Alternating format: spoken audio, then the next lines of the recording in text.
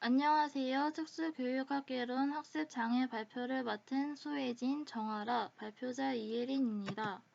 목차로는 학습장애의 원인 및 분류, 학습장애의 출현율 및 원인, 학습장애의 반별, 학습장애 아동의 특성, 마지막으로 학습장애 아동 교육 방법과 저희가 소개해드릴 영화를 순서로 발표를 진행하도록 하겠습니다. 먼저 첫 번째로 학습장애의 정의 및 분류에 대해 발표하겠습니다. 학습장애의 정의로는 이질적인 다양한 장애 집단으로 구성되어 있기 때문에 명확하고 널리 수용할 수 있는 정의를 제시하기는 어렵습니다. 학습장애를 가진 아동에게 체계적인 서비스의 개념적, 철학적, 교육 방법적 방향을 제시하기 위해서는 학습장애의 정의가 규명되어야 합니다. 미국의 장애인 교육법 IDEA에 따르면 학습장애를 일반 특정 학습장애, 포함장애 특정 학습장애, 비포함장애 특정 학습장애로 나누어 설명하고 있습니다. 일반 특정 학습장애는 언어, 즉 구어와 문어의 이해와 사용에 포함된 기본적인 심리 과정 중 한 가지 또는 그 이상의 장애를 의미합니다. 이 장애는 듣기, 생각하기, 말하기, 읽기, 쓰기, 철자 쓰기 혹은 수학 계산에서 불완전한 능력으로 나타날 수 있습니다. 포함장애 특정 학습장애는 지적장애, 뇌손상, 미세 뇌기능장애, 난독증, 발달적 실어증 등의 조건이 포함됩니다. 비포함장애 특정 학습장애는 주로 시각장애, 청각장애, 운동장애, 정신지체, 정서장애 또는 환경적, 문화적 및 경제적 실조에 의해 1차적으로 일어나는 학습 문제는 포함되지 않습니다. 미국 학습장애연합회 NJCLD에서 학습장애는 듣기, 말하기, 읽기, 쓰기, 추론하기, 수학적 능력 습득과 이용이 심한 곤란을 나타내는 이질적인 장애 집단을 말하는 일반적인 용어라고 정의합니다. 이는 개인의 내적인 것으로 중추신경계 기능 장애에 의한 것으로 추정되며 일생에 걸쳐 일어날 수 있습니다. 자기조절 행동, 사회적 지각 및 상호작용 문제들만으로 학습장애를 구성하지는 않습니다. 학습장애가 다른 장애의 조건들, 외적인 영향과 함께 일어날 수 있다고 하더라도 이러한 조건과 영향의 직접적인 결과는 아니라고 말합니다. 또한 장애인 등에 대한 특수교육법에서는 장애인 등에 대한 특수교육법 시행령의 특수교육 대상자 선정 기준에 학습장애를 지닌 특수교육 대상자를 기술하였는데 개인의 내적 요인으로 인하여 듣기, 말하기, 주의집중, 지각, 기억, 문제해결 등의 학습 기능이나 읽기, 쓰기, 수학 등 학업성취 영역에서 현저하게 어려움이 있는 사람으로 규정합니다. 다음은 학습장애의 분류에 대해 발표하겠습니다. 학습장애는 크게 학습부진화와 학습지진화, 학습장애 아동으로 구분할 수 있습니다.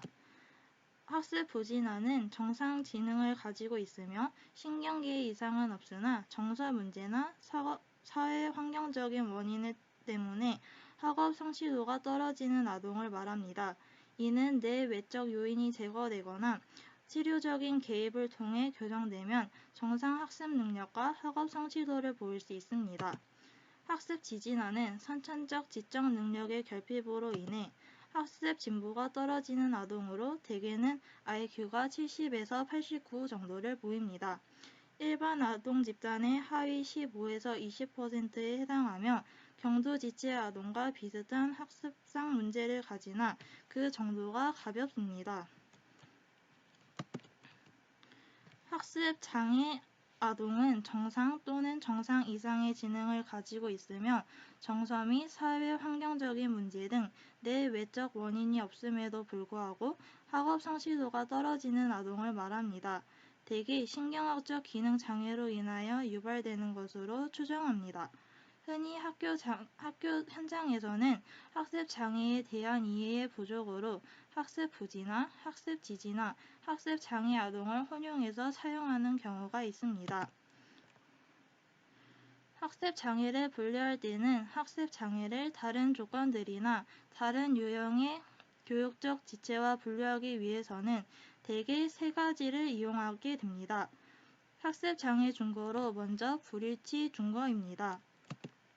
불일치 증거에서 아동은 형식적 및 비형식적 사정에 의해 측정될 때 지각된 잠재 능력과 실제적인 성취도 간의 심한 불일치, 즉 통계적으로 유의미한 차이를 나타내어야 합니다.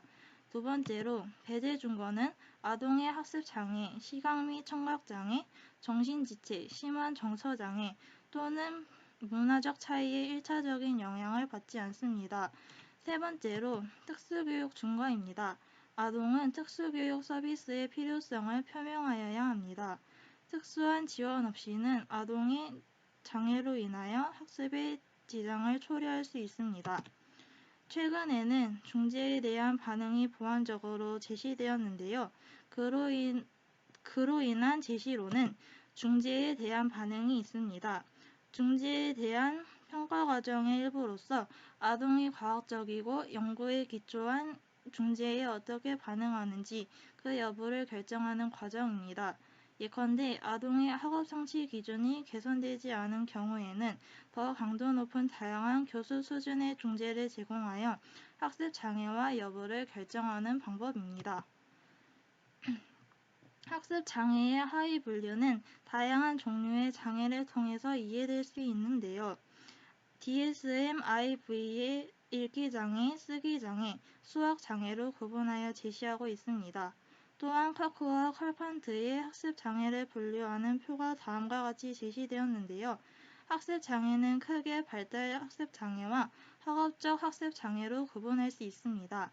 먼저 발달적 학습장애는 1차적 장애와 2차적 장애로 나누어지는데 1차적 장애에서는 주로 주의력, 기억, 지각이 나타나고 2차적 장애에서는 사고와 구어가 나타납니다. 학업적 학습장애는 읽기, 쓰기, 기능, 산수, 철자, 쓰기 표현이 나타나게 됩니다. 최근에는 언어성 학습장애와 언어 능력보다는 공간 지각 능력, 운동 능력, 사회성 기술과 같은 언어의 능력의 결함을 보이는 비언어적 학습장애로 구분하기도 합니다. 이러한 분류는 학습장애를 이해하고 중재를 계획하는 데 많은 도움을 줍니다.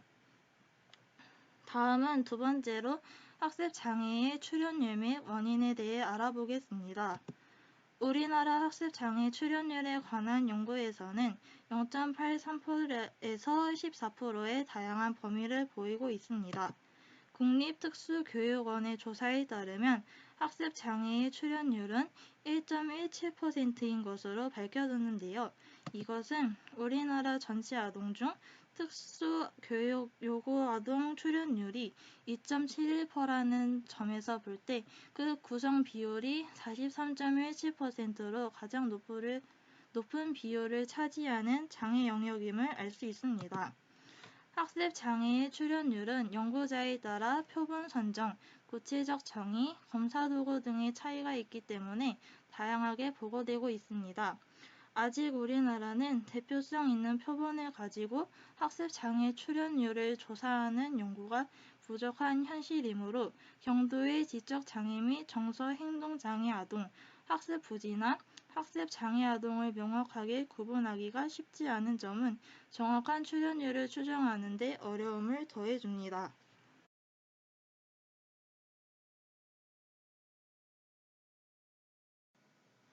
학습 장애의 출현율이 상당히 높은 것으로 추정되고 있는 반면 학교 현장에서는 학습 장애로 특수교육 서비스를 받고 있는 학생의 수는 전체 특수교육 요구아동 총 71,484명 중 6,754명에 불과합니다. 이러한 사실은 국내 학습장애 분야의 짧은 역사와 함께 우리나라 학교 현장에서 학습장애와 같은 경도장애에 대한 이해가 많이 부족하다는 점을 보여줍니다. 미국에서는 최근 국회 연차 보고서에서 특수교육을 받는 아동의 절반 이상이 학습장애를 가진 것으로 보고됨으로써 학습장애가 특수교육에서 가장 큰 비중을 차지하는 범주임을 알아낼 수 있는데요. 이것은 미국 공립학교에 등록된 전체 학령기 아동의 약 5%가 해당된다고 합니다.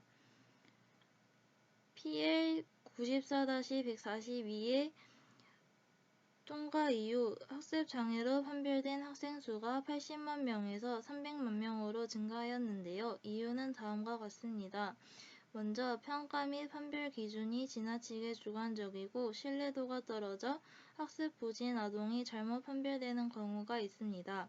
둘째, 특별한 대안적 프로그램이 거의 없으며 학습 장애의 진단이 다른 부류에 비해서 보다 사회적으로 수용이 가능하기 때문입니다. 세 번째로는 학습 장애에 대한 일반인들의 인식 확대로 인하여 더욱 적절한 의뢰와 진단을 할 수 있기 때문입니다. 마지막으로 학습 장애로 판별된 학생의 수는 사회적, 문화적 위기와 관련이 있다고 합니다. 즉, 생물학적, 심리학적 스트레스 요인들로 인하여 학습 장애를 가질 위험이 더욱 클 수 있습니다. 다음은 학습 장애의 원인에 대하여 발표하겠습니다. 학습 장애의 원인에 대한 연구는 오랜 역사를 지니고 오늘날까지 계속되고 있으나 여전히 명확하고 통일된 한 가지 원인을 제시하지는 못하고 있습니다. 이는 학습 장애를 가진 아동이 모든 같은 종류의 결함을 갖는 것이 아니고 여러 가지 복합적인 원인을 가질 수 있음을 의미합니다. 지금까지의 연구에서 제기되어 온 학습 장애의 주요 원인으로는 크게 뇌손상 및 뇌기능장애, 유전, 생화학적 불균형, 환경적 요인으로 구분지을 수 있습니다. 먼저 뇌손상 및 뇌기능장애로 인한 학습 장애입니다. 학습 장애 분야는 신경학적 요소들이 학습 장애의 기초를 이룬다는 의학적이고 임상적인 가정으로부터 성장하게 됩니다. 그러나 신경학적 측정의 정확성에 대한 의문과 행동주의와 환경주의의 인기로 이 분야에서 신경학적 기능장애를 믿을 만한 하나의 원인적 요소로 수용하는 데 소극적이었습니다. 최근에 와서야 전문가들은 학습 장애의 신경학적 설명에 대해 더욱 호의적으로 견해를 취하였는데요. 많은 연구자들은 학습 장애의 가장 일반적인 원인으로 출생 전후 및 출생 시에 얻게 된 뇌손상이나 미세 뇌기능 장애로 추정하고 있습니다. 이렇게 추정한 이유는 모든 학습이 대뇌에서 일어나기 때문에 학습 장애가 특수한 뇌기능과 관련이 있으며 중추신경계의 손상 혹은 기능장애에 의해서 발생할 것이라고 추측하기 때문입니다. 최근 자기공명 영상, 기능적 자기공명 영상, 뇌전기 활동도 양전자 방사단층 촬영법 등의 뇌 영상술의 발달에 힘입어 뇌 연구들이 활발하게 이루어지고 있습니다.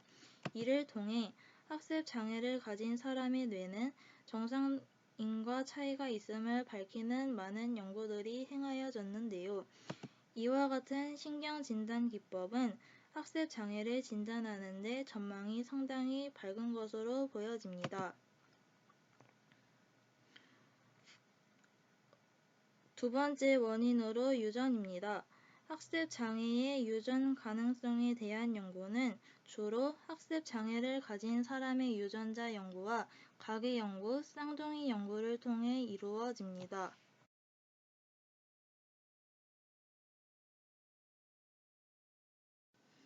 예를 들면 아동에게 읽기장애를 일으키는 염색체는 6번과 15번 염색체로 보고되고 있으며 읽기에 학습 장애가 있는 사람의 가족 구성원 내에서 읽기장애 출현율은 모집단에서의 출현율 추정치 5에서 10%보다 상당히 높은 편입니다. 가계 연구에서는 부모의 양육 방식이나 환경적인 요소를 배제할 수 없기 때문에 흔히 같은 유전적 특성을 가지는 일란성 쌍둥이와 이란성 쌍둥이를 통한 연구를 수행하게 됩니다.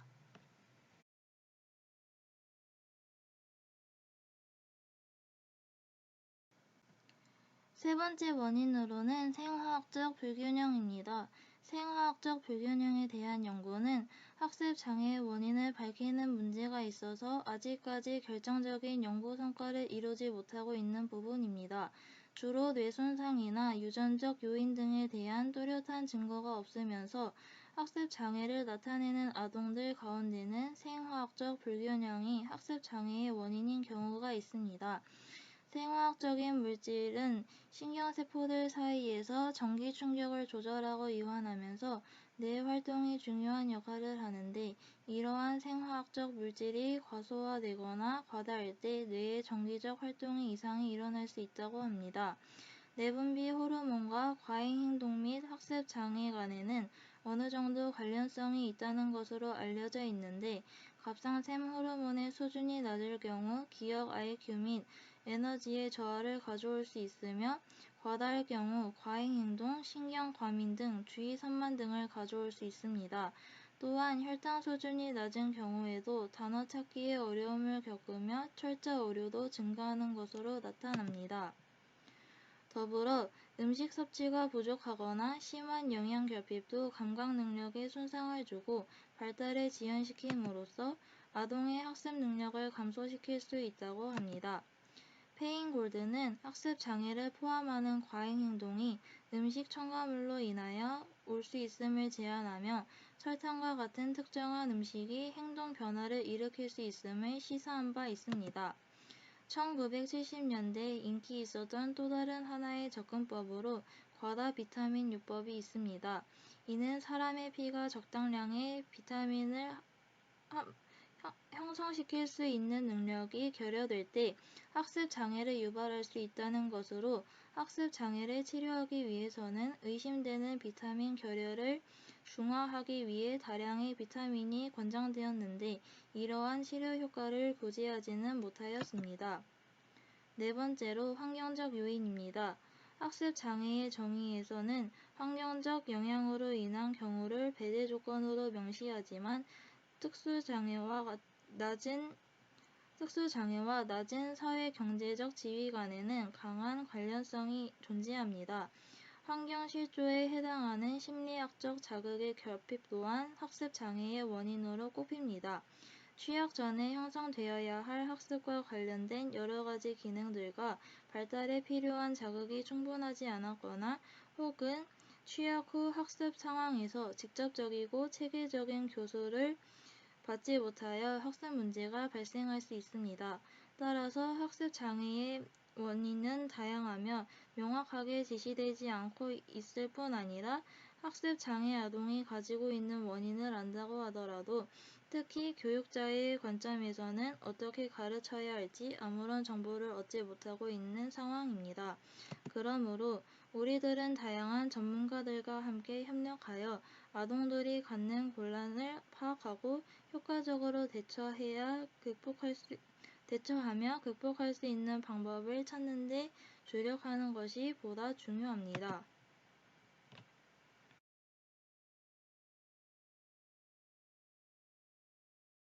다음은 세 번째로 학습 장애를 판별하는 방법에 대해 발표하겠습니다.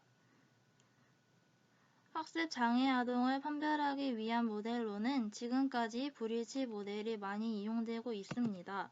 학습 장애 판별 방법에는 학습 장애의 사정 모델이 있습니다. 학습 장애의 사정 모델에는 학습 잠재력과 학업 성취 수준 간의 브리치 모델이 있습니다. 학습 잠재력, 학업 성취 수준 간의 브리치 모델은 기본적으로 학습 장애 아동들을 진단 평가하기 위해서는 표준화된 IQ 검사로 측정된 지능과 다양한 학업적 교과 영역에서의 성취도 간에 상당한 차이가 있는지 확인하여야 합니다. 학습 장애 아동은 학습을 할 수 있는 지적인 능력은 갖추고 있지만, 학습 수행 능력이 이러한 잠재력에 부합되지 못한다는 개념에 근거하여 브리치 사정 절차가 이루어집니다. 브리치를 결정하는 방법에는 학년 수준의 편차, 학년 및 연령 점수에 기초한 브리치, 표준 점수 비교에 기초한 브리치, 그리고 희귀 분석을 통한 방법 등이 있습니다. 모든 검사는 문제점을 가지지만 적어도 표준화 점수와 희귀 분석의 사용이 권장되고 있습니다. 모든 검사는 문제점을 가지지만 적어도 표준화 점수와 희귀 분석의 사용이 권장됩니다. 지능과 학업 성취도 간의 편차로 진단하는 방법은 표준화된 개별 지능 검사에서 도출한 지능에 비해서 학업 성취도가 1SD에서 2SD 이상 차이가 날 때 학습 장애로 판별하며 특수교육 서비스로 적격하게 됩니다. 학습 장애 아동이 얻은 실제 점수는 자기의 수행 점수 수준을 의미 있게 나타내지만 아동마다 특이한 수행을 보이고 그것이 대부분 검사 점수에 영향을 미치기 때문에 불일치의 정도를 수량하여 판별하는 것은 문제가 되기도 합니다. 많은 전문가들은 측정의 기술적 부적합성을 인식하고 있기 때문에 단순한 지침으로 사용하고 있습니다.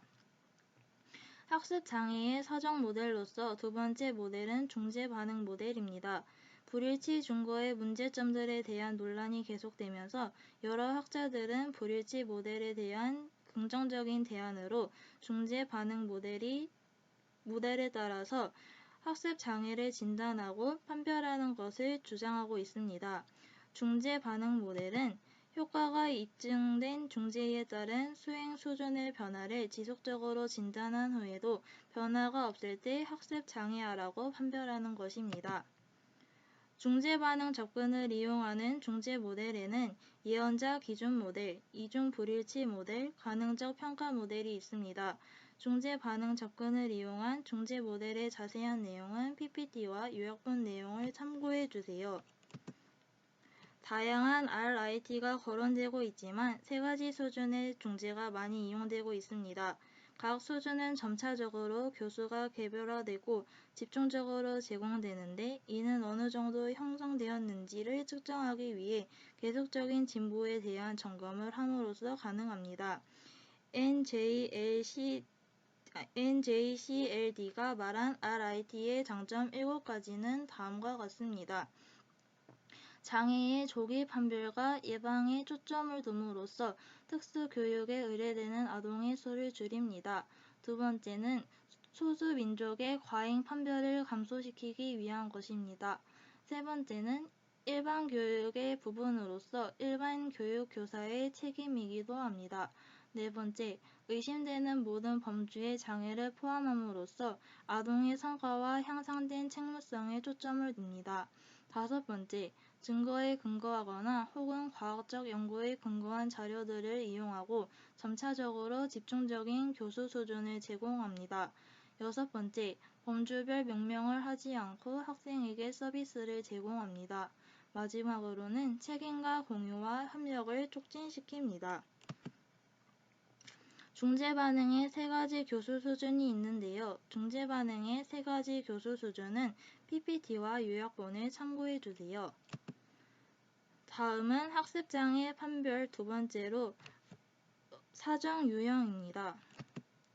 사정의 목적은 두 가지로 장애 아동의 배치와 지도로 크게 구분됩니다. 첫 번째로 사정은 의심이 가는 아동이 실제로 학습 장애를 가지고 있는지 그리고 어떠한 배치가 가장 적절한 교육을 제공해 줄 수 있을 것인지 등에 대한 근거 자료로 제공됩니다. 또한 사정은 다양한 전문가들에게 의뢰하는 공식적인 평가 이전에 학생의 수행에 관한 자료를 수집하는 방법, 즉 의뢰전 활동으로 시작합니다. 이것은 학급에서 어려움을 겪는 아동을 위해 일반 교육 학습 교사에 의해서 행해지는 예방적 중재 측정이라고 할 수 있습니다. 이 부분에 의뢰되면 다학문적인 평가를 통해 아동이 학습 장애 프로그램에 적합한지를 결정하게 됩니다.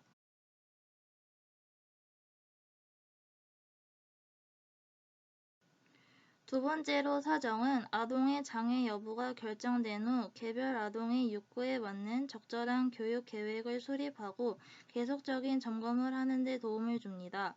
예를 들어 만약 아동이 학습 장애를 가진 것으로 결정되면 개별화된 특수교육 프로그램을 계획해야 하는데 이때 아동이 할 수 있는 것과 할 수 없는 것을 체계적으로 확인하여야 하며 아동의 특성 문제를 찾아내야 합니다. 만약 아동이 단어를 듣고 분리된 음을 구분하지 못한다면 다른 음을 구분하는 데도 문제가 있는 것인지를 알아내야 합니다. 또한 아동이 글을 쓰는 데 문제가 있다면 소근육 운동에 지체가 있는지 혹은 기억에 문제가 있는지 등을 발견하여야 합니다. 아동을 사정하기 위해서는 먼저 아동에 대한 여러 가지 정보를 수집해야 하는데 일반적으로 이용되는 방법으로 면접, 관찰, 행동평정 척도, 비형식적 검사 및 형식적 표준화 검사 등으로 다양하게 이루어집니다. 면접은 표준화 검사와는 달리 자유로운 상황에서 면접을 통해 부모나 교사, 의사표현이 가능한 경우 학생 본인 또는 아동의 친구들에게로서 필요한 정보를 얻을 수 있습니다. 관찰이 능숙한 관찰자는 특정 환경에서 관찰을 통해 아동의 행동을 빠르고 정확하게 파악하여 표준화된 검사 도구, 면접에서 나타나지 않은 여러 가지 특성을 찾아낼 수 있습니다. 행동평정 척도는 교사나 부모가 측정할 수 있는 양식으로 그들이 아동과 함께한 경험과 관찰을 바탕으로 기록합니다. 비형식적 평가는 표준화된 형식적 평가가 아닌 다양한 사정 방법을 포함한 것입니다. 비형식적 평가에는 교육과정의 측정, 증거 지향 검사, 포트폴리오, 교사 지적검사, 흥미가 포함됩니다. 비형식적 평가 중에서 교육과정 중심 측정은 아동이 참여하고 있는 실제 교육과정의 목표를 학습하는 데 있어 아동의 진보하는 사항을 자주 사정하는 검사입니다. 증거지향검사는 아동의 특정한 기술의 발달을 측정하는 것을 말합니다. 마지막으로 형식적 평가입니다. 형식적 평가는 많은 수의 아동을 대상으로 표준화된 검사로 평가자의 숙련도나 기초지식 습득이 요구되며 검사의 시행 절차를 엄격하게 지켜야 하고 교준을 창조하여 정확하게 점수를 계산하고 해석해야 합니다. 여기서 교준은 실천하는 데 모범이 되는 표준을 의미합니다. 다음은 네 번째로 학습장애 아동의 특성입니다. 학습장애 아동은 이질적인 집단으로 아동에 따라 다양한 특성을 보입니다. 예를 들면 읽기에서만 문제를 보이는 아동에게서 읽기는 별다른 문제가 없으나 쓰기만 문제가 나타나는 아동이 있습니다. 수년에 걸쳐 학습장애와 관련된 특성으로 확인된 것들은 상당히 다양하지만 학습장애 아동과 이러한 특성들을 모두 나타내는 것은 아니라는 점을 인식할 필요가 있습니다. 학습장애는 그 특성이 학업 영역에만 국한되는 것이 아니라 선수 기능은 물론이고 사회정서적 영역에 이르기까지 다양합니다. 학습장애 아동의 특성으로는 기억결함, 주의집중결함, 지각결함, 인지와 초인지결함, 동기유발결함, 동기유발 및 귀임문제, 사회정서적 문제, 학업적 문제가 있습니다. 먼저 기인결함입니다. 학습장애 아동은 기억적인 측면에서도 어려움을 보입니다.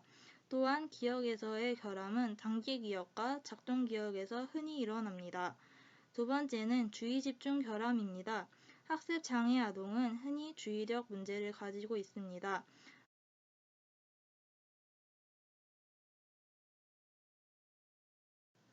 세 번째로는 지각결함입니다. 학습장애 아동은 시지각과 청시각에 대한 학습 과제에서의 결함이 보고되고 있습니다.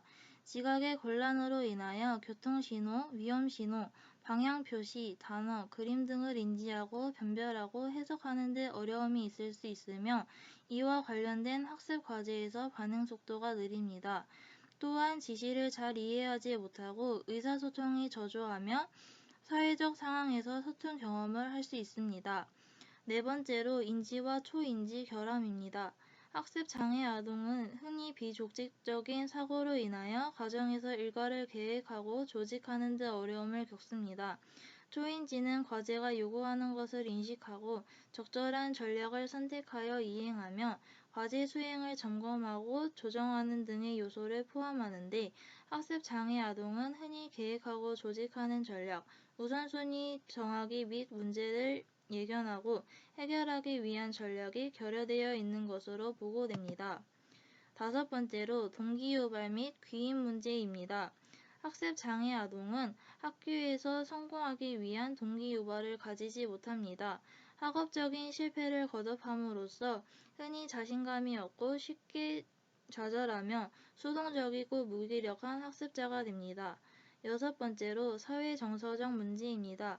학습장애 아동은 흔히 초기부터 또래 아동으로부터 제외되고 낮은 자기개념을 가져 성인이 되어서도 제외된 상처로 인하여 고통스러워하고 쉽게 잊지 못합니다.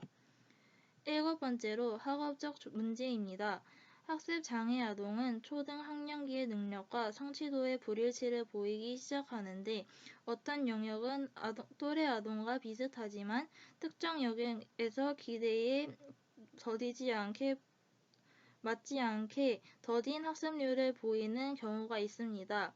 대개 읽기, 쓰기, 수학 등의 학업 영역에서 여러 가지 어려움을 가지는데 이러한 문제는 대학을 포함한 정규적인 학교 교육이 끝날 때까지 지속됩니다.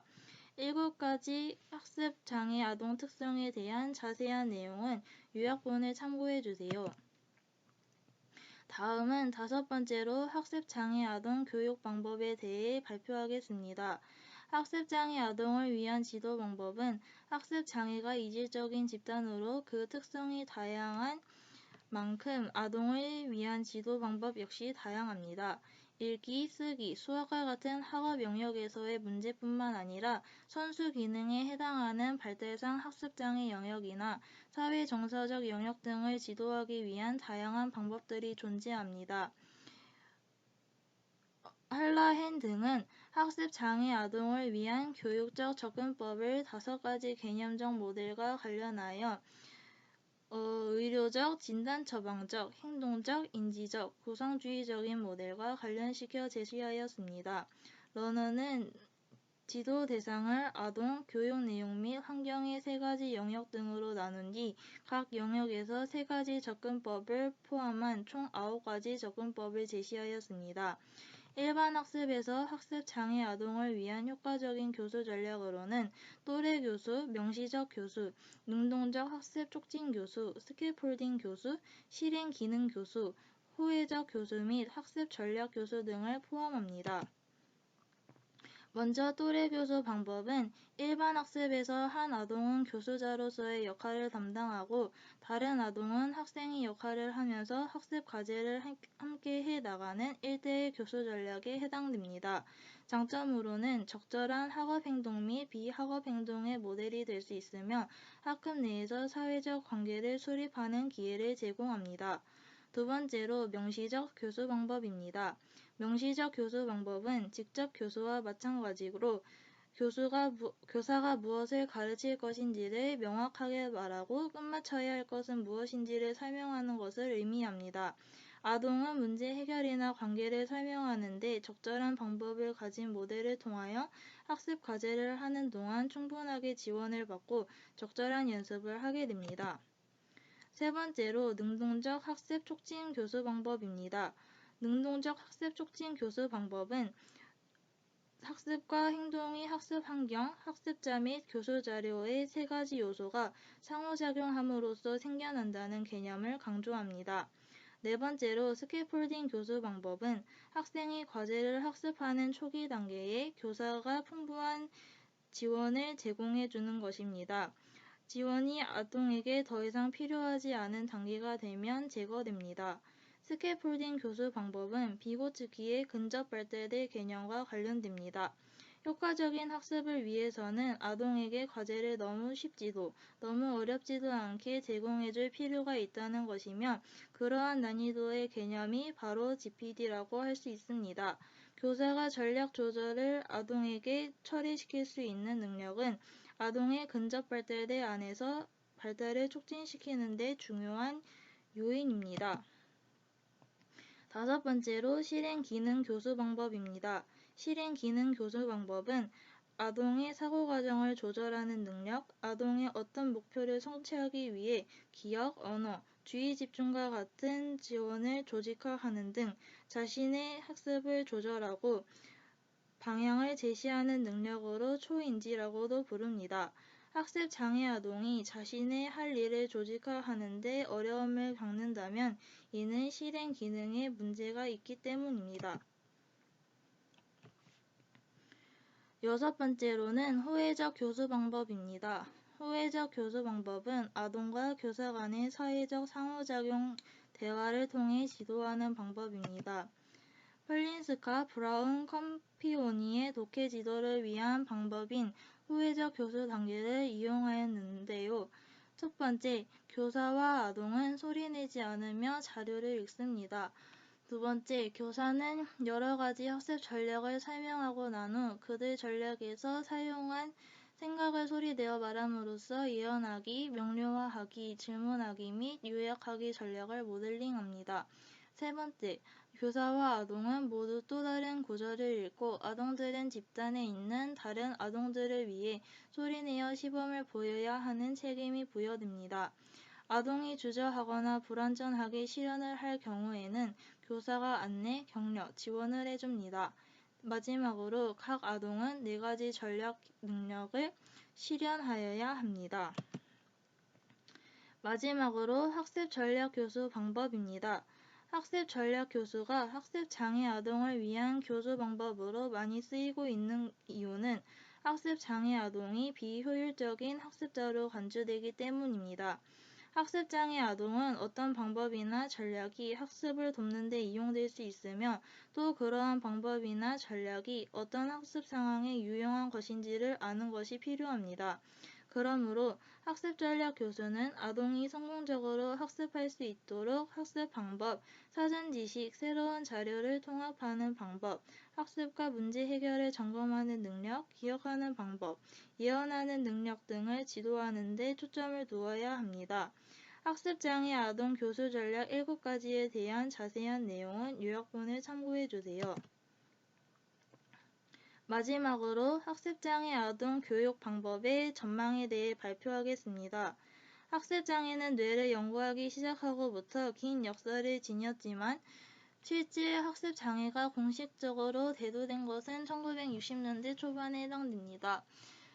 학습장애를 위한 입법과 다양한 프로그램이 개발됨에 따라 사회적으로 수용되는 하나의 커다란 장애 범주가 되어온 것은 사실이지만 여전히 논란이 되고 있거나 앞으로 풀어나가야 할 과제들이 산재되어 있습니다.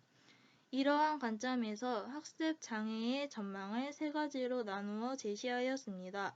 먼저 사회적으로 이용 가능하도록 학습장애 진단, 판별의 명확한 준거가 마련되어야 합니다.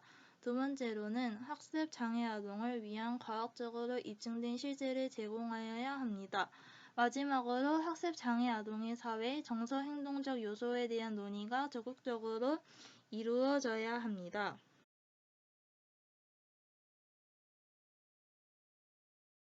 제시된 전망의 자세한 세부 내용들은 요약본을 참고해주세요.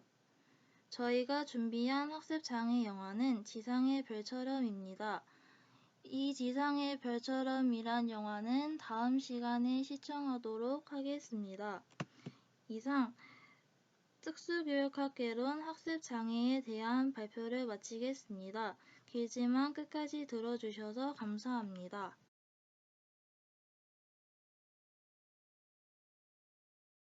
제시된 전망의 자세한 세부 내용들은 요약본을 참고해주세요. 저희가 준비한 학습장애 영화는 지상의 별처럼입니다. 이 지상의 별처럼이란 영화는 다음 시간에 시청하도록 하겠습니다. 이상 특수교육학개론 학습장애에 대한 발표를 마치겠습니다. 길지만 끝까지 들어주셔서 감사합니다.